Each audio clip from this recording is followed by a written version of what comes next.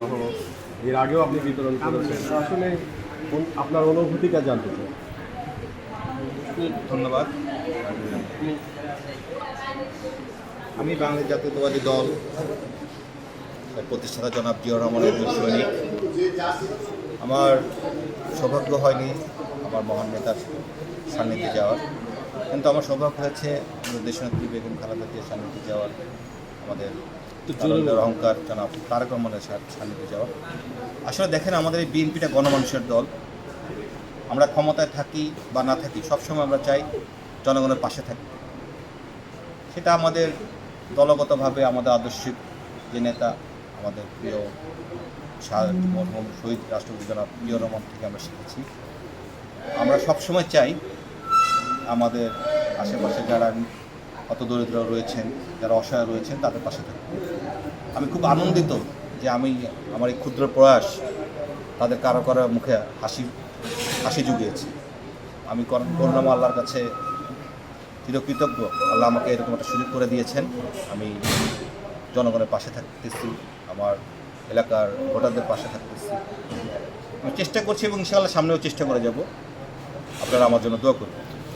রাজনীতির রাজপথের একজন অকুতোভয় সৈনিক হিসেবে আপনি সেই ছাত্রদল থেকে, ছাত্রজীবন থেকে ছাত্রদলের রাজনীতি, তারপরে আরও অঙ্গ সংগঠন ঘুরে আপনি এখন স্বেচ্ছাসেবক দলের গুরুত্বপূর্ণ দায়িত্বে রয়েছেন।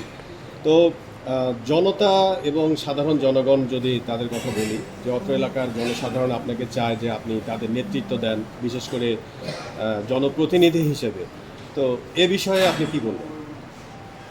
দেখুন, সেবা মানব ধর্ম।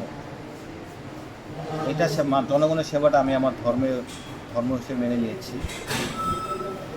জনগণ যদি চায় এবং আমার দলের চেয়ারম্যান জনাব তারেক রহমান যদি চান, আমাকে যদি উনি 29 নম্বর ওয়ার্ড বিএনপি 29 নম্বর ওয়ার্ডবাসীর সেবা করার জন্য সুযোগ দেন, আমি আমার শরীরের শেষ রক্তবিন্দুটুকু দিয়ে, শেষ ঘামের ফোঁটাটুকু দিয়ে আমি তাদের পাশে থাকবো এবং তাদের সেবা আমি আমার আমরণ করে যেতে চাই ইনশাআল্লাহ। আমরা বিভিন্ন সময় দেখেছি, যদি এভাবে বলি, যে রমজান ঈদের সময়ও আপনি আপনার সামর্থ্য অনুযায়ী আপনি সাধারণ মানুষের পাশে ছিলেন, কোরবানি ঈদের সময়ও আপনি সাহায্য করেছেন আপনার সামর্থ্য অনুযায়ী, আমরা আজকেও দেখলাম।